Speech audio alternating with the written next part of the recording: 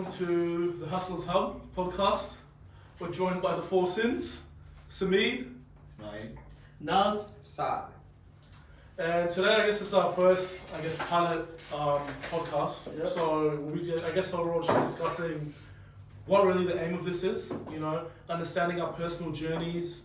As you can see Ismail laughing his ass off in the background, that's his personal journey, but just getting to know each other as well as getting comfortable and understanding that where do we see ourselves 5 years from now. So my name is Samid Islam, I'm in my 4th year of mining engineering, about to finish at the end of this year.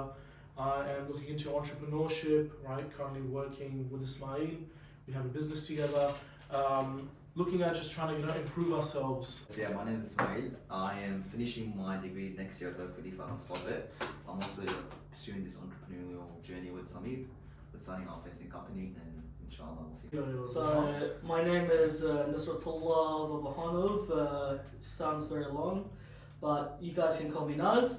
So a little bit about me is that I love business. I love to do entrepreneurship. I love to get myself into situations where I have to figure things out. So that's why instead of going through the generic 9 to 5, I'm trying to start up a business. I'm trying to do different things, and hopefully one of them will work out, and that's when I'll be at a point where I can inspire people, and that's my end goal. I want to inspire people, young people, to do things and to try new things, and hopefully work out for themselves what they want to do in life as well. That's the most important thing, because when we're young, what do we do normally? We just go into the people that we think is cool, and you try to be popular. And then what happens then? You start going to nightclubs and parties and stuff like that. So I'm trying to prevent that kind of people from going there and trying to work out something for themselves and trying to make something of themselves. Already into a lot of businesses, a lot of work but less money. That's what I'm working hard. But I love to work in cricket industry, and now recently moved into cricket industry buying franchises. So far we've also established our cricket academy. That's what our interest is, and what I've seen the big market, there's a big market gap which I'm trying to fill up in Australia. Just having recently bought a Phantoms cricket team plus a Phantoms academy, setting up that, plus also IT business, working in the education sector also as an education consultant, business for that one. So yeah, pretty much that's it, more into business, and recently I also like to play cricket. And we have a lot of plans to take that international, like we have done it domestically in Australia, taking teams to Sydney, Melbourne. Now we're trying to do it to US, India, and other states and countries. So I guess the way we're all discussing, we can see that we all have that sort of business mindset, right? But I think I'd bring up another thing is that what do you feel like you as a person, or what you promote as your business, sets yourself apart from different people? What do you reckon? So what is it that you are maybe doing differently? Because like you said, you have done quite a lot of really things, as you've explained. Same thing with you. Same thing with us in the sense that we're trying to make ourselves seen and establish ourselves as being a premium fencing company, So for our personal thing, we're specifically, trying to get 3D models, 3D renders of fences, trying to reach out to customers directly, trying to spend, because majority of people only spend 10-15 minutes with their clients. However, what we're trying to do is actually really understand the needs of designers and adequately, transform their lives in the sense that we're able to not only just install the fence for them, but rather look at encompassing things which can also increase your home value, and make it just look more. I think just with that, bro, sorry to cut you off, but I think it's so important that you guys said that you guys are trying to be different from other fencing companies. Because what other fencing companies or what other trading jobs do is just provide the service, for example, doing fencing, but you guys are taking that one extra step into ensuring that you guys are building a good rapport with the customers, building a long time rapport, with that customer. So I think it's very, very essential that you guys keep doing this, and that you guys build this kind of podcast, build this kind of trustworthy or accountability as well into this kind of into your own personal journeys, where they can see that they can trust you, because you guys are not just about just providing service, but rather about building a community, you know. And I giving think an experience. that's exactly right. I think that's the most important thing, and you guys are doing so well. Our generation is that we are scared to kind of, take that kind of the first step, starting a podcast, starting a YouTube channel, because we're at school, we were all afraid of getting bullied or, everyone attacking you for what you're doing. Like, for example, for myself, I started a YouTube channel when I was younger, and to be honest, like, everyone was like, oh, what are you doing? Like, you're not going to work out and stuff. You keep going, no matter what people say in life. People may drag you down, but that's not the people that you want to hang around with, The people that you want to hang around with is the people that uplift you in what you're doing. Attest to that specifically, especially between me and Ismail, is that what I realized that when we're having problems, when we're having, I guess, opportunities and days that are missing out, like whether that's more clients that we can take on that we miss out on, or whether it's, for example, going to a client but realizing that, oh, we can't be that bothered. That is what, is the thing that we need to take into account.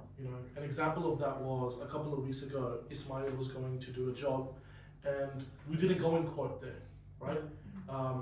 We decided that, okay, you know what, we'd give them a generic quote, but what we understood from that is our profit margins decreased from $2,000 to about $200-300, right? And the reason why something like that happens is because accountability, is something that we need to take into account.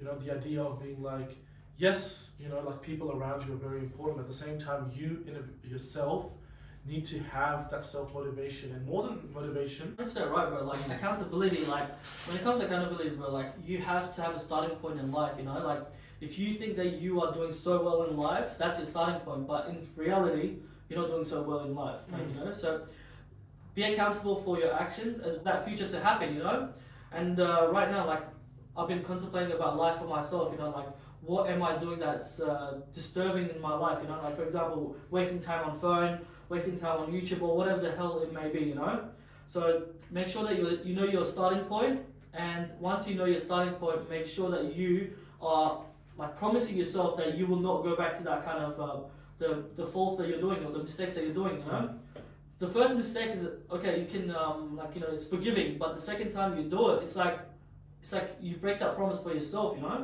And that's the main problem in life, because many people say, oh, I won't smoke anymore. And what happens when they get that urge to have a puff? They probably end up smoking, or next to their friends, they're going to start smoking again. Relate to the majority of the public, in the sense that we're not people that come from like ultra rich families or something, or we're not people that, like have things that specifically set for them, right? Maybe in Saad's case it's different, but but obviously he's setting things up for himself, Just because you have something set up somewhere else does not always mean that you can transfer it X to Z, set on set somewhere else in the world. So your background, and where do you see this company with me going? Also, just a question for you, Tom. So right now you're studying at university as well, you said, right? Yeah.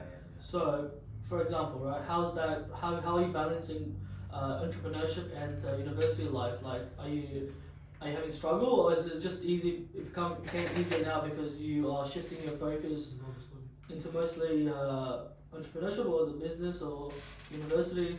Talk about the distractions left and right. No worries. Because you've got a mashallah beautiful body and beautiful posture.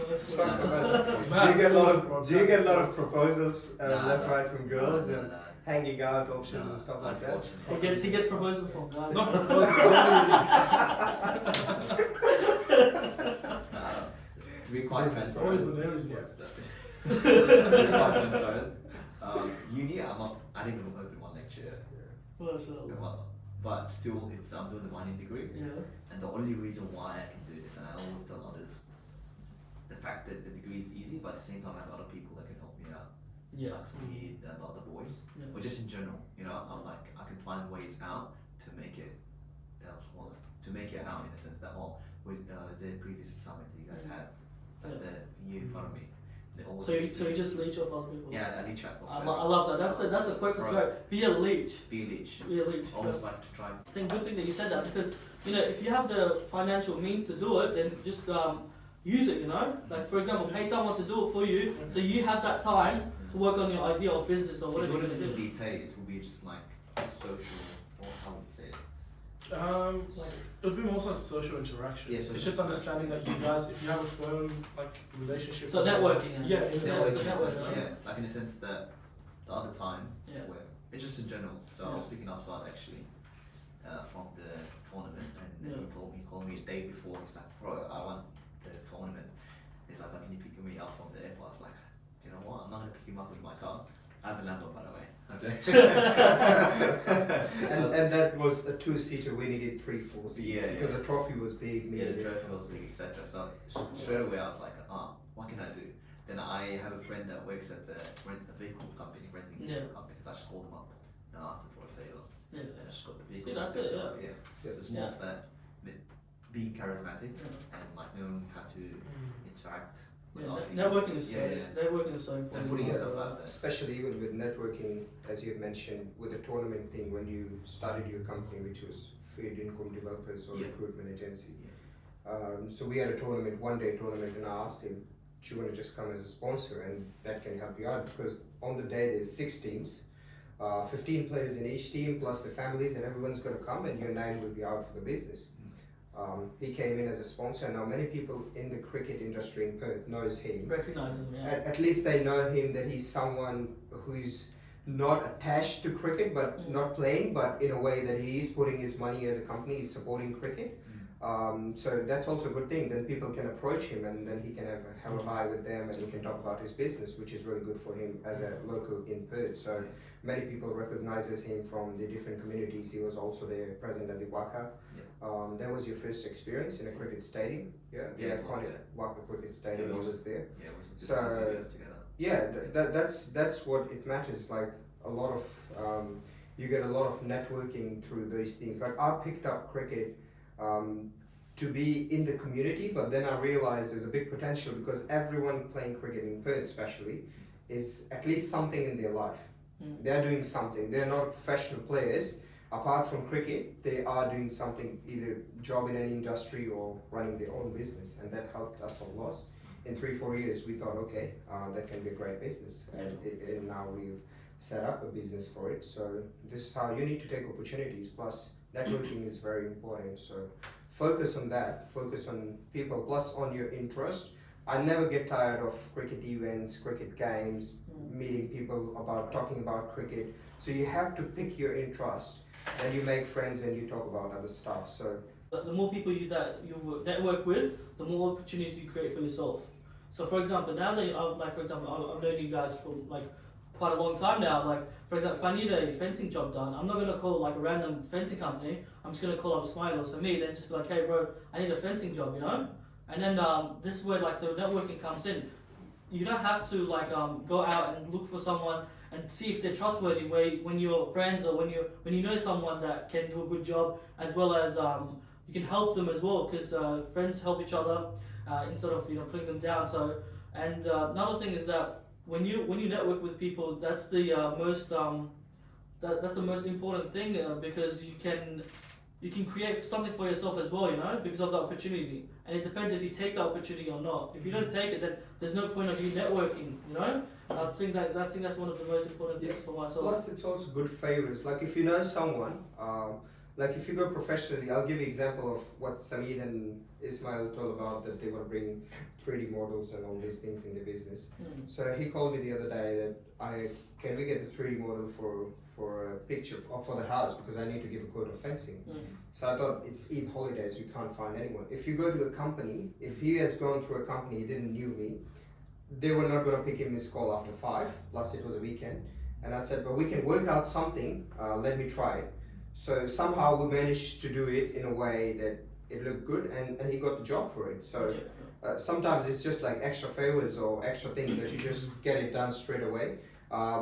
Without knowing the time limits of the business hours and all those things, because you create a good connection outside business, and then you bring that a good friendship or a good connection within the business, and you get things done even after hours and stuff like that. That can also work. So the first day I met Ismail as well, like he was like a very skinny guy, and then he was weak, And we used to wrestle, and I used to beat him 7 times in a row. 7 times in a row. So 7 times in a row. So and then what?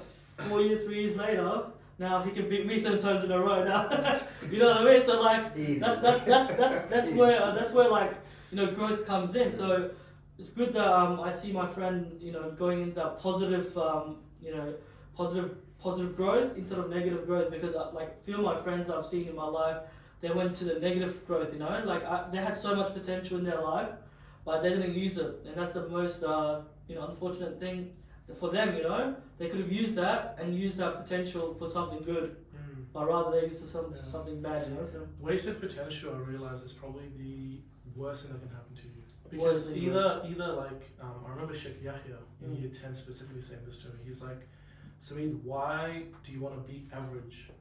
Yeah. Just that statement there. He was like, why do you want to be average? Because if someone else can see the potential in you, right, you need to unlock it within yourself. You know? And obviously it's a journey in which you understand it and stuff, but it's realizing that, and that's the most unfortunate individual as well. Because Allah, for example, like, if someone is blessed with just one thing and that's just the one thing, they'll be good at that and that's it. You know, we, for example, alhamdulillah, you know, we're surrounded by people and we can all excel and grow with each other. You know, like 2 days ago, like for example, I was talking to my mother or my mum. I was like, look, I have a couple of things here and there. I'm having a problem with, like for example, the painting. The house is chipping off. I didn't think of anyone else externally. I'm like, okay, look, Naz is doing this, right? He's the first person I'll contact with this. For example, my car got scratched the other day as well, right? We know a couple of panel beaters, you know, a couple of guys that are doing that. So it's also the idea of inclusivity and understanding there's like, we need to establish a Muslim brotherhood. You know? I want to sort of like deter the conversation towards this is like understanding the importance of it, because at the end of the day, we're in a Western world, you know, and we're all the time bombarded with ideas of, oh, you need to do this, you need to do that, this, that, and the other. But that's why I feel like when one of us unfortunately falls into a path that's like a little bit, you know, haram or things like that, we need people around us to be like, look, you're doing something wrong, right? You need to put you back on the path. And I'm very grateful for you, Nas, for me and Ismail for doing that, you know? Because for example, when we were like, you know, like not on our deen and this like that, and we were like, you know, not going up per se like bad things and stuff, but when we deferring off our path, you know, you need someone to actually tell you and be like, look, this is what you're doing wrong, and this is what's important. So one of my mentors as well said that, you know, like, don't be the weight that puts everyone down, you know? Like for example, 4 of us right now, if I was the one that's dragging everyone down, you know, eventually you guys are gonna outperform me, outgrowth me, you know? And that's nothing to say that you guys are like hating on me, but it's just normal, you know? They need you to understand the idea of wanting to, you know, become an entrepreneur. These kind of questions are deep questions because not many people do ask it. I even ask myself. But coming to it, thinking about it, the first impression of entrepreneurship came from this beloved pilaf, Nas. I call him pilaf, by the way, that's his nickname. It means rice. You look like rice. And we were living at something called Darsana. It was like where all the boys are living, etc. And he came to me and I was like, well, who's this guy? Thinking it's top, and he had a clothing company back then. I'm pretty sure he has it now. And he was like showing me like, he opened my eyes to entrepreneurship and like funny ones in the sense that he's like, oh, this is $60. I was like, then I got curious, you know. It's like, oh, how much money are you getting? And he used to sell. I remember like he used to try to sell the t-shirts and hoodies for us, and I was like, oh, just give it to me for free. I didn't understand back then that as a friend, this is a no. You should pay for in full price, and you should, even when you pay it, which Alex Emerzi says, you should pay in full price and also mention it on Instagram and mention it to other people. And that's how you are helping your brother, rather than just taking it away from him. And most people try to do that, you know. I would say it's a cultural thing in the sense that, oh, brother, I know you give me this guy, but you would rather pay him in full and actually talk about his business or his service in the sense that you're helping him out, you know.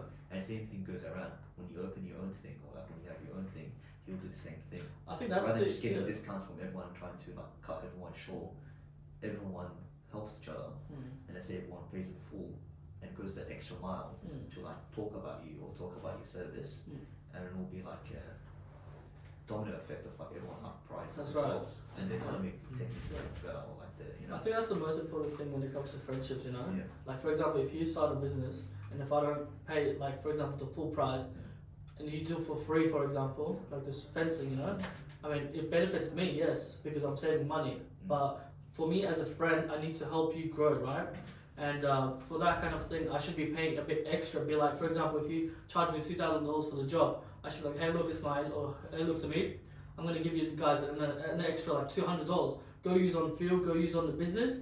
And if you look at it, if your friends keep doing that 200, and if you have 5 friends, bro, that's $1,000 already. And that $1,000, that's extra liquid, you know, like liquid cash. What you can do with it, you can go invest into something else, or you can go invest into a new equipment, you know, and then that will make your job easier. Yeah. So that's unfortunately that's the reality of friendship, you know.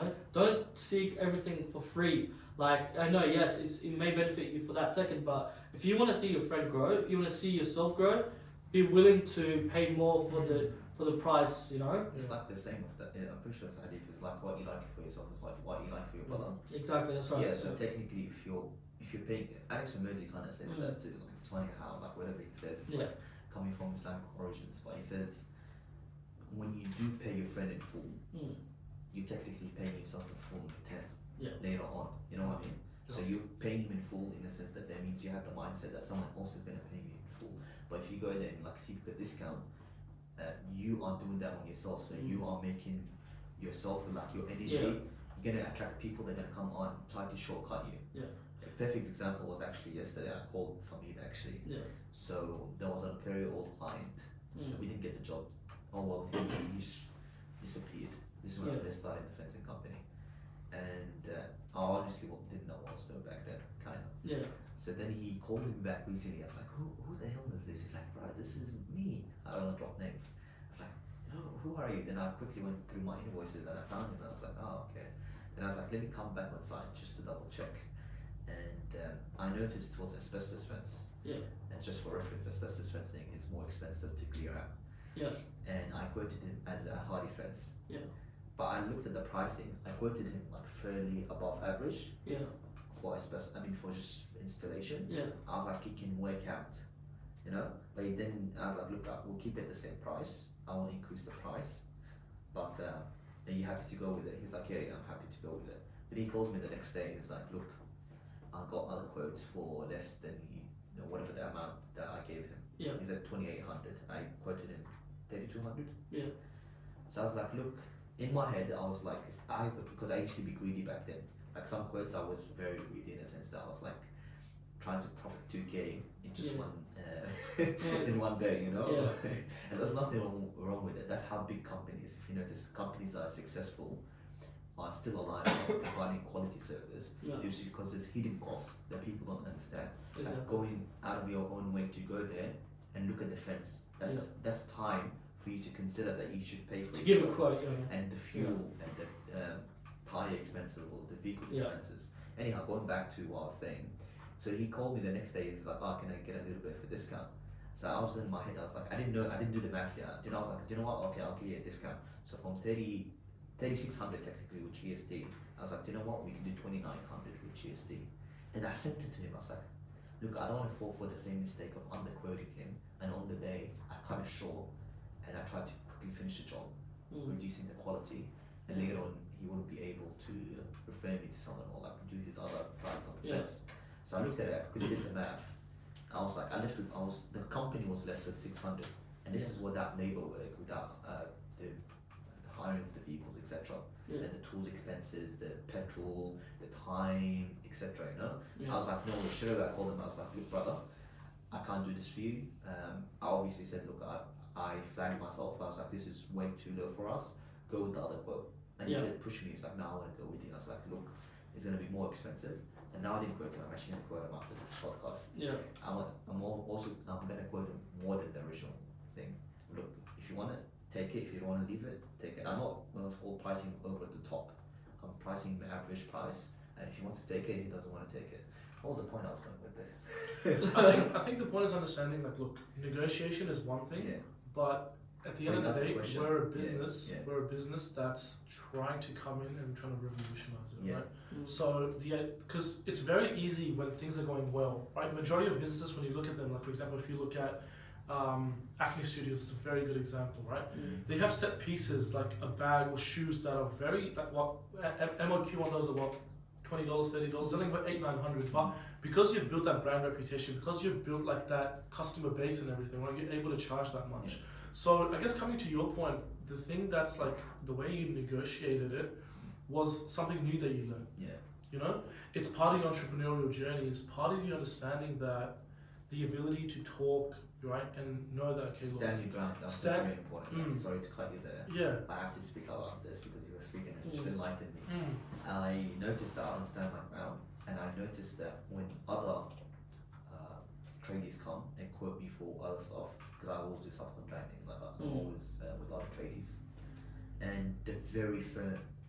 And when you're very firm, also the course. Even when I jumped on a lot of courses back in my days. Like actually spent a lot of money on myself. Yeah. But either way, when the guy was closing me, bro, he was grounded AF. And each one of them was very grounded in the sense that they believed in what they were saying, and they believed in the price too. So when they said the price, they said it with conviction, and it wasn't fake conviction in the sense that I'm just gonna give the price. Like he actually, I always hated Gary Vee. Sorry, Gary Vee.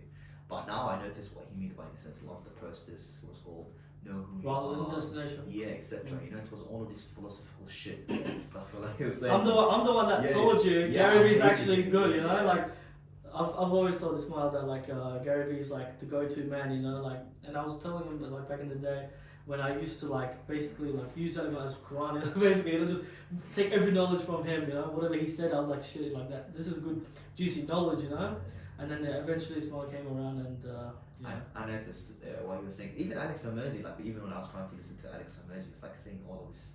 He's not all about philosophy in a sense, but he does speak about it in a sense. You actually really have to believe it, and like you have to be convicted with the price. So when these guys gave me the price, because there was, how when women say what's called when he's very masculine, like I just fall into my femininity. yes, yeah, that's right, yeah. Exactly that. So when he says the price, I'm like, all right, Dad. Yes. I'm gonna give you that full price, Yeah. And that's why I noticed I don't usually do that. Yeah. And now I started doing it, and it's actually giving me it's giving the business wonders in a sense that I went yesterday and quoted. I was very firm. I was like very like, how you said it was the Morley guy, and I went to him. I was full on like, bro, what I was wearing was disgusting. I was gonna finish gym. I just went to him. Luckily, he had a high-vis jacket. I just wore it. I was like, look, I'm off hours, and I was very honest with him, But I was very like, I knew my shit in the sense that I went there. I was like, how's your day? Okay, what are we looking at here? We're looking at the fence. And I spoke to him. I was very firm, I was like, look, we're not cheap, we like middle ground, but we do to get the job done. And I spoke to him about all the aesthetics, all the features, and how we also not sacrifice. We also work with the client. So if he wants to kind of save money, we go out of our own way to like give him different options. Yeah. In essence, do you want this kind of material? Do you want this kind of plinth, etc. And we also said, look, because he's trying to subdivide the land, he got the approval from the council. Yeah. And they approved it. And I was like, look, this side of the fence is going to be the driveway fence, so it has to look as aesthetic. So I was like, look, the ground's going in a little bit for angle downwards, like 3 to 4 degrees. And I was like, look, we can have extra plinths, and any of the extra plinths that we order, I have a deal with the manufacturer. They're very good to me. Like any unused materials, I can bring it back and they give me the full cash back. Oh, that's good. Yeah. And he loved it. So after this podcast, I'm also going to quote And I think that's one of the most important things that you should do is like when you give a quote, for example, you said 3,600, right? Yeah. From what I've learned in life is that when you give a quote, don't like, for example, come back and say, hey, look, I'm going to give you a lower price just to get the job, because that just lowers your quality as well, and that just gives you a bad reputation. So, for example, the first quote you give, stay with it. Like how you said, standing ground. Just for example, if you give 3,600, sorry, that's what we do. That's what we offer. If there is cheaper alternatives for other companies, go for it.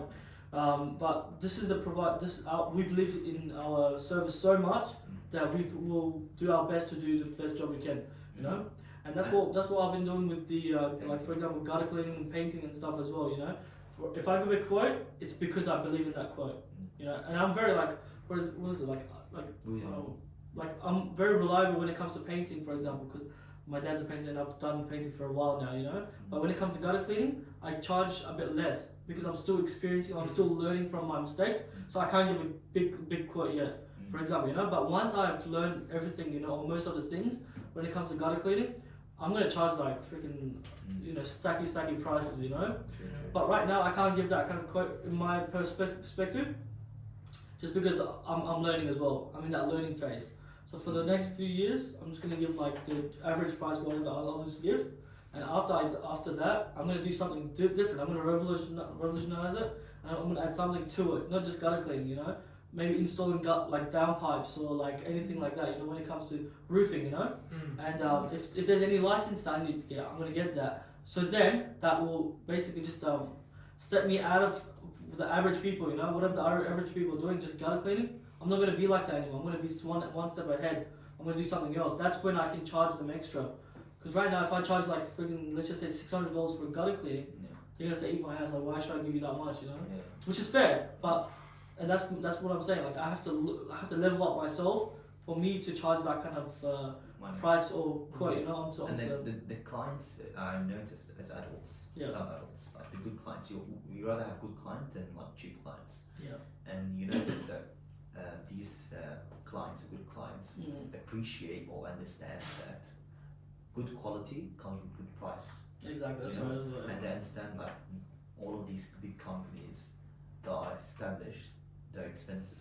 And they're still there for a reason, because they're expensive. Because they take good care of their workers. So they pay the workers well, etc. You know, how can you expect the work to be done properly as a business owner? Let's say you have the fencing or like your gutter cleaning, if you're not paying them well, or like especially for like a trade of a skill. Gutter cleaning is, I know it's just you gotta clean.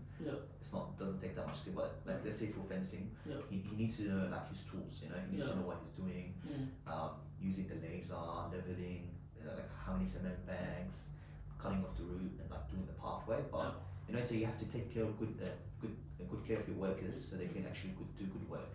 And with that saying, bro, like what I recommend is like for you guys. I don't know if you guys are already doing it, but like create like packages. For example, bronze, silver, gold, whatever that you guys decide to do. Create packages and do like basic one. That's like it's good quality, but it's not like whereas someone pays like twice the price and it's like amazing quality. You know, when someone comes there, it's like, who did that like fencing? You know, I want to get it done as well. So that's the thing that I'm trying to go with, like when it comes to like my personal businesses. You know, it's a little bit hard with fencing, though, I would say. Like I'm not sure about fencing because I don't know, but like when it comes to painting, that's what we do. Like for example, if you want a nice finish, for example, you have to give more quotes like on the wall. Like, for example, if you do it once, you know, it's not going to turn out nice. But if you do it twice, it will turn out like it's like 7 out of 10. But if you do it 3 times, for example, it'll look professional. Like when you go to an expensive house, you're like, holy shit, I'm going to get this house. And just maybe because of the painting, for example. So like that's the thing that I'm trying to go with. Like, you can do that with fencing, I see, like adding caps, etc. But I actually want to ask a question to. I like this conversation. I think the audience will actually like this kind of conversation, even in depth, like how Fresh and Fit does it. I have never seen it, but I'm assuming they do this where they have the day. They have something called day podcast where they actually teach you how to make money. Okay. Correct me if I'm wrong. They're the ones when they bring girls as the night show, and then they have the day show where they actually teach you, or like they speak about their businesses. And what I've noticed that there isn't actually, I don't know, there might be, but I don't think there's a podcast. If we are going to delve into this deeper, etc., speaking about how our businesses are going, etc., people will appreciate that, you know, actual people on the ground and creating these, what's these services called? Hands-on service rather than on the internet service. Like It's let's say real jobs. I don't want to call it that because I know you're on the realm of the internet, and I do believe in the internet like service in the sense that you're doing IT like what Sam does. He does ads. I do believe those are real businesses, but there aren't really podcasts or people taking showing us their journey. You know, building these small what's called hands-on businesses. And just with that, and a question towards you after, what are you gonna say?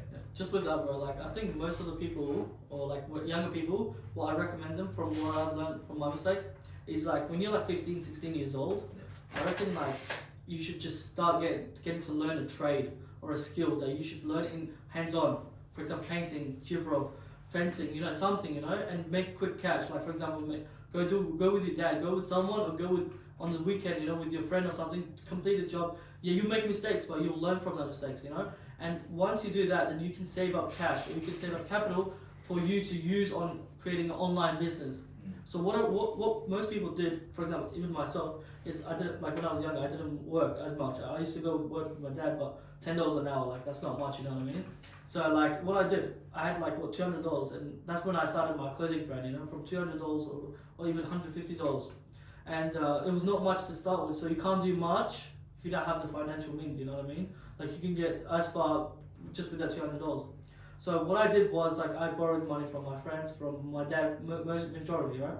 And then I used that kind of money from them, like as a loan, you know, as a halal loan, and then I gave them back when I made profit and stuff like that. So when you're young, just focus on one trade, save up a bit, save up I would say about $5,000, and then if you decide to get into like e-commerce, into any other business that comes, like for example Forex or anything like that, then you can start an online business. Don't just start an online business. Just with an idea. For example, if you start a clothing brand, you know, I should not just start because you're starting it. You know what I mean? Because everyone's journey is a bit different. What works for me might not work for you. For example, if you started a fencing company, right? And if I just decide to copy you, you know what I mean? Like, yes, it might work for you, amazing. But for me, it might not work for me because, for example, I'm a bit shorter, right? So it might not work for me because I'll waste time getting up on ladders and stuff. No. Whereas you go, you complete the job in 1 hour, whereas it takes me 4 hours, you know? We'll still get the job done, but you can get two jobs done when I get one job done, you know? So just use your skills, use your basic opportunity for your own life, you know? Don't look at other people, don't envy them, don't become like jealous because it's just working out for someone else. Try to work out something for yourself, try it, and if it doesn't work out, obviously seek advice, but try different things in your own life. Like that's what I recommend to the younger people. And I think before you ask a question, the main thing I realized out of these two things that you guys were discussing is the idea of skill set development, right? I feel like in this day and age, just because of like technology and just personal intrinsic versus extrinsic motivations and stuff, we're too lazy, you know? Yeah. All of us, me and Izzy especially, are very, very, you know? It can be good lazy sometimes. Good lazy, but majority of the time it's not good lazy, you know?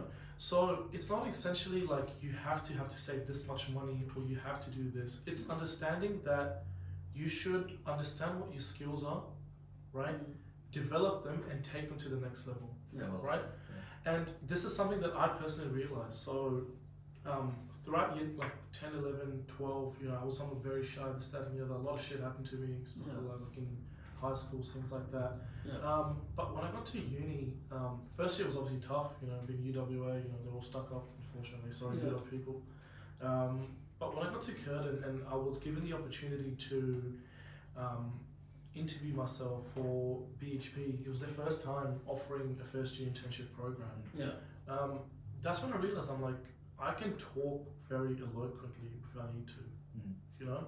And it's something that was literally like, you know, like a weird analogy, it's literally like something that was waiting to be unlocked. Yeah. I never knew I could speak like this, you know? Because when people ask me, like when I do my mentoring sessions or when I talk to people and I'm at like events, like they ask me like, how'd you learn to speak like this? I was like, it was never something that was like, I trained for, you know, but it was a skill set that I knew I had. And alhamdulillah, it's taken me so far in my career so far, you know? Like it's not to make myself seem big or anything, but getting internships in of itself is hard to get along in your first or second year. Exactly, that's right. You know? And so it's important that, like building onto both of your points, is that know what your skill sets are. You know, so I'm trying to teach my brother at the moment, is that he has me. When I was going through this and when you guys were going through, who did you have to look up to? You know? If for you, it might have been your older sister or something like that, but or for you, you know. I looked at myself, right? Like honestly, like not to brag or anything, like I was very, very awake, you know what I mean? Like, you know when it's, people say like you need to be awake, you need to be conscious. Like honestly, when I was like 16, 17, 18, like I was awake. Like my friends would be going to like, you know, parties and stuff like that, going to wrong path. And that's I'm not saying that, I'm not teasing, but what I'm saying is that myself, I was awake. Like I knew that if I went through that path, I knew what would I end up like, you know, being a party gig or doing something like haram, you know. So in that kind of that sense, like you should unlock your potential. You should use that potential as well as what you said. You should use that skill set that God gave you, like Allah gave you, you know. So know who you are first. Like contemplate, go out, just by yourself, learn more about yourself. Learn who you are. Learn what your potential is. Learn what your mistake, learn what your what you can't do is, you know, like in capabilities or like what you can't do, you know, and just build upon them, you know, like I think that's the most essential thing when it comes to like our age people, you know. Most people don't know their own potential, and they're just like basically not waking up yet. I think. I want to add something very yeah. important though. To the people that are watching and to the people that suck. Everything, and you know how you said, "Oh, find your." What do you say? Find your skill sets. Skills. Discover. Discover your skill sets. Some people don't have any skill sets. Yeah. But I didn't develop any skill sets. And I don't know if that was me though. I don't know. I think everyone has a certain skill set, bro. Like for example, you said yours was sales, right? Like when I first met Ismail, like honestly, like What kind of skill set do you no, think like I had? no, like I think you had what you had. It was like a comfort, you know. Like for example, when I spoke to Ismail, I felt comfortable. Like I didn't feel embarrassment. So a sense of trust, yani. Like it might not be a skill set, but it's a type of personality that you have that made me more comfortable with you and growing that kind of friendship. Charismatic. Yeah, charismatic. Yeah, that's it. Yeah, that's a perfect word actually. You know, like instead of me going with someone else, for example, you know, like that's why we are here today because I feel comfortable with you. I trust you. Like if anything goes bad, I could just give you a call, be like, hey, bro, look, this is what's happening. I need help. You know what I mean? Like that kind of friend you need. You know, so it might not be a skill set at that time, but now you can use it as a skill set for your business. Yeah. Because you need to build a sense of trust when you're building a company. Yeah. You know, why should someone go with you? You have that beautiful smile, mashallah. Like, you know, like honestly, yeah, that's a sense of trust, and I think that's very important. Yeah, going to the point I was trying to say, some people might say, I don't have any skill sets, or like I'm in PC. You know? Yeah. What should they do? I'll give my 2 cents on it, and then I want to hear both of you. I say double down on your weaknesses. Or double down onto the 3 things that make you successful in any realm. And I don't know, correct me if I'm wrong, somebody or yourself knows. What was the 3 things that, you know, Pete Davidson said? Yeah. It's like communication, negotiation, and something else. Leadership skills. Execution, I think. Or execution. Like he said 3 things. I should be working on them too. You know, communication is very important. I've noticed that if I have one regret that I didn't do it in school, is focus on my English. You know, I first came to Australia 14 years ago, and I hated English. When I first met Ismail, bro, he was like Miskeen, bro. He didn't know how to speak. He didn't know, like he didn't have shit English. You know what I mean? Like maybe we have not good English as well, but he didn't know how to express his feelings, express his emotions. So anytime that someone would say something but like negative about him, he would just take it. Like you know what I mean? Instead of standing up for himself. That's now if you see Ismail, he knows what he's doing. He knows what he's saying now. So I see that kind of thing as well with communication skill improvement on his own. We're trying to get there, you know. So communication is very important, and that's why I'm actually trying to go to courses and trying to develop my communication skills. But I noticed the number 1 thing is, and I learned it from you, and that was my question actually to you beforehand. But let me just continue on this point: is your quickness to action, in a sense that for you to learn communication skills, you have to put yourself into environments where communication skills can flourish. You have to get in. You have to get comfortable. You have to get comfortable with the uncomfortable, bro. Like you have to put yourself into situations where you need to talk. For example, I was a school captain in Uni 12. You know, like I didn't want to do it, but you know, I was like, you know what? For my self improvement, I need to do it because you're gonna be talking in front of the whole school. You know what I mean? As a school captain, and obviously that improved my communication even better. You know, so use your communication as well as adapt to situations. You know, like learn from your mistakes. As well as improve it, Yeah, so going to the point of like, if someone says I don't have any skill sets, just try to focus on these the skills where if you have these skills you can flourish in any in any field. Any industry. That's communications. What else did you say? Leadership and negotiation. I think look, like basics, building on what you're saying, yes. Master your basics. So this unfortunately is one of those things that's not also taught at school at all. You know? Which is why I felt like, because my dad has always told me, he was like, Samid, like when I first came to Australia, you know, like when I used to go out to the parks, I was very, very, you know, can literally go up to anyone and be like, oh, can I play with you? You know, can I play soccer with you? You used to be that person. Literally, yeah. And it was, and I guess when I went to like high school and stuff, that idea just started deteriorating. And it was never that like it left me, but it was something that was waiting to be unlocked again, which is what I realized through the internships and through like the professional development that I've had and the sales jobs. So I think the essential thing is understand your basics, you know, and realize, be a forward thinker than a short-term thinker.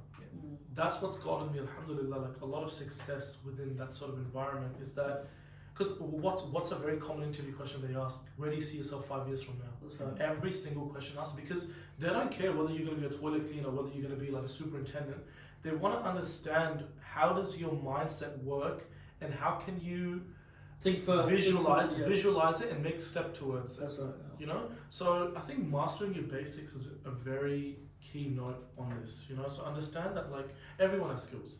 You know, sometimes like for example for me, I just didn't know what it was until I was put in a very dire sort of circumstance in which actually 1% of interns got in. Yeah. And that's when I was like, oh, and it was confirmed to me by the manager who was managing me. He's like, I'll be personally recommending you for this role. Yeah. And at the end of it, like I was a bit unsure. I was like, maybe I do know how to talk. You know. So it's understanding that we are all born with skill set, but sometimes it takes a lot of, either for certain people less, for certain people a lot more, rigorous work to understand it. But the aim should always be that, look, I'm trying to become better.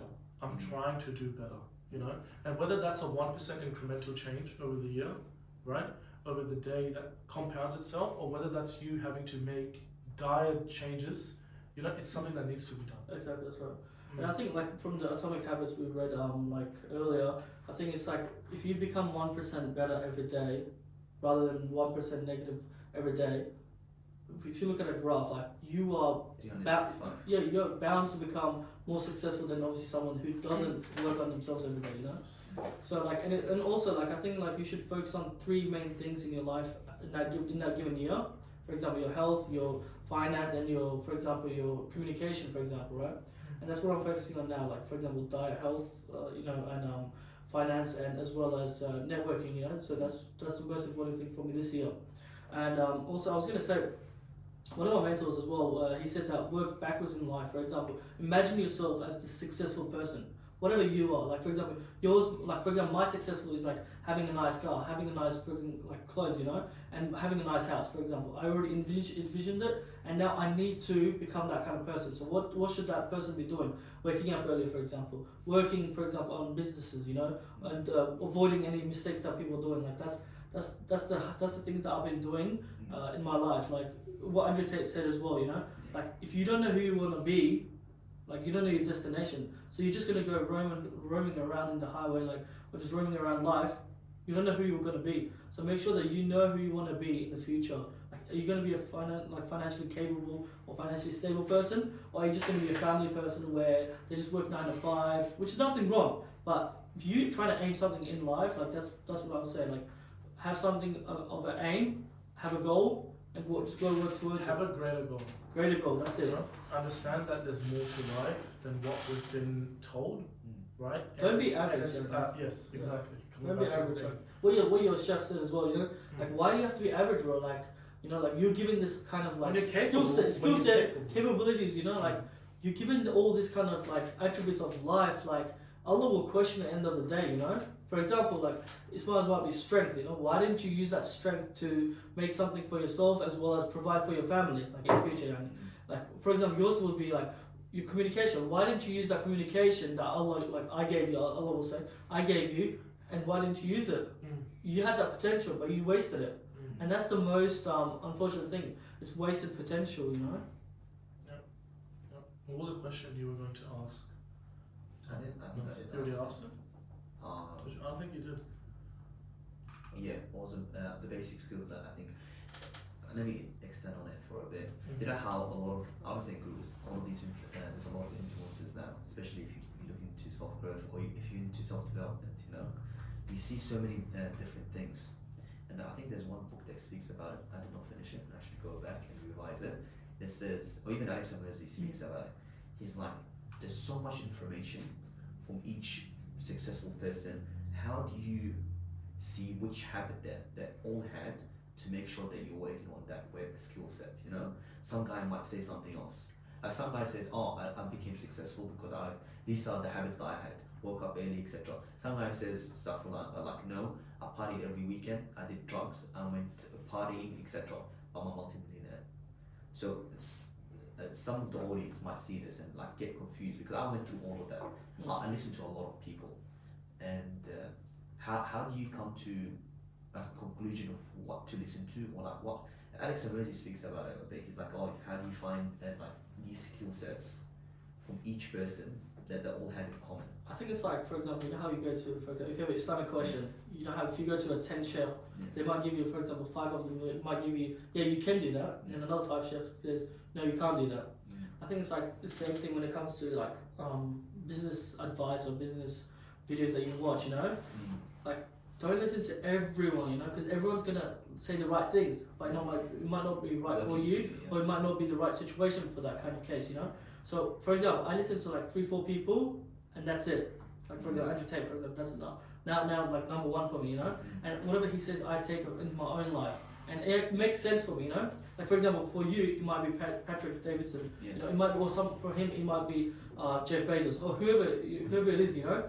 And whatever Jeff Bezos gives advice, yes, it is right, but it might not be applicable in my life at the moment. You know, it might be applicable in the future, but not at the moment. You know, so what I would say is just focus on 3 or 4 like people that you listen to, and make sure that you basically just like learn everything from them.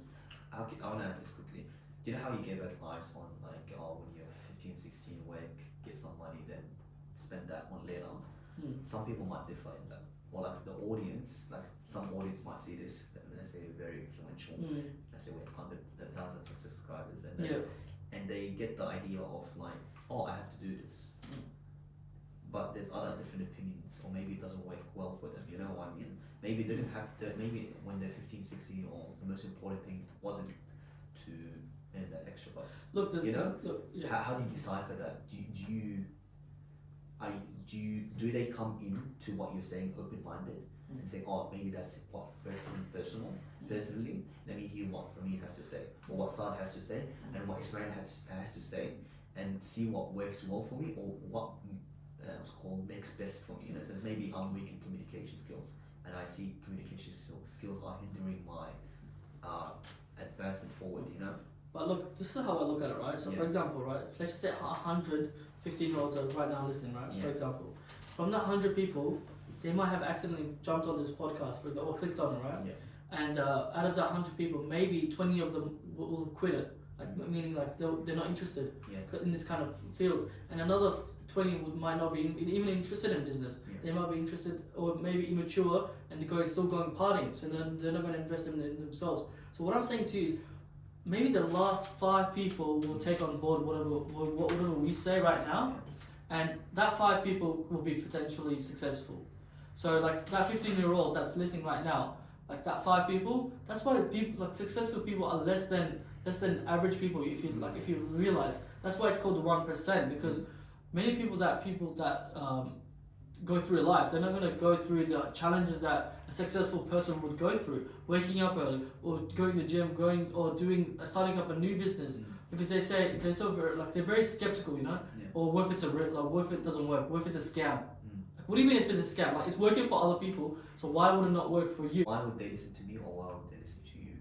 That's a good question. And different philosophies. Yeah. So, like, for example, why am I closer friend to you rather than Samir, or rather than someone else? You know. It's because I trust you, for example, and when it comes to, I can relate to you. So, for example, the 15-year-old, so when a 15-year-old is listening to both of us speaking right now, so 2 people might listen to you and 1 person might listen to me, and that's just because of relativity, you know. Like, so they can relate to our conversation, you know. If they can't relate to it, for example, whatever I'm saying, they're like, oh, what is he saying, or for you as well, what is he saying? Because he's not adapted to that, or he's not working yet in that kind of sense, you know.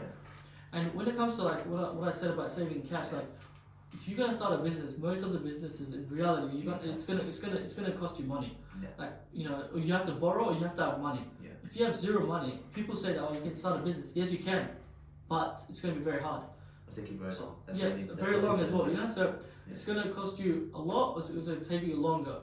If you have 100,000, okay, to start a business, It's going to make you go quick. Yeah. Your self-growth and what to do moving forward. For example, why did Andrew Tate become so popular now, like out of nowhere? Like 2-3 years. There's a lot of hard. You know what most people actually don't see?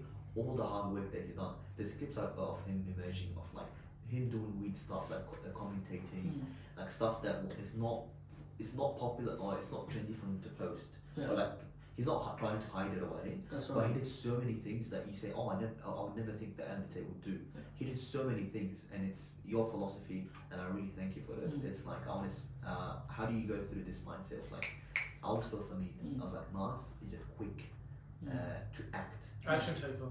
Very good action That's what taker. Andrew Tate says as well. You're Like, not leading. I'm yeah. like, holy shit, how did you start that? Like, Yeah. did I have the capabilities of doing that too?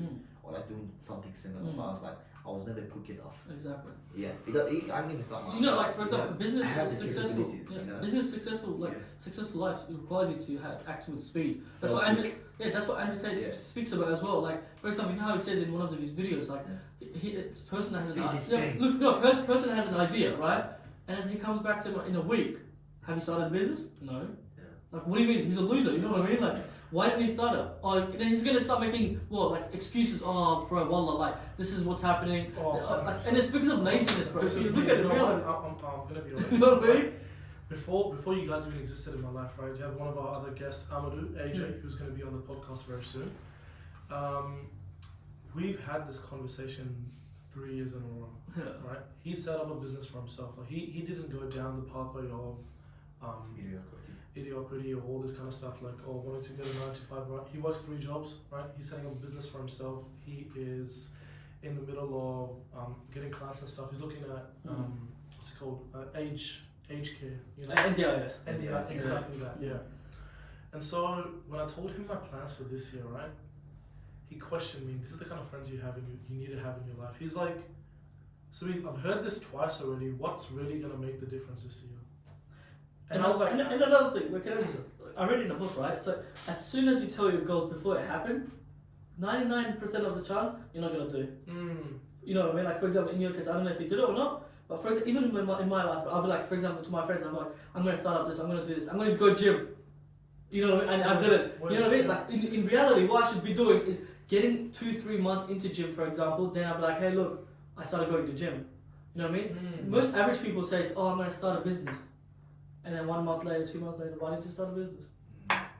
You know what I mean? And then obviously then they're going to start making excuses saying, oh, I don't have time, I have more priorities and stuff.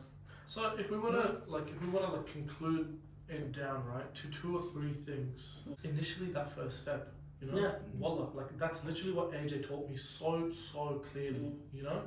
And he gave me everything. For example, when I didn't want to go gym, he gave me his Good Life membership. He's like, take it, right? But at the end of the day, it comes on to you.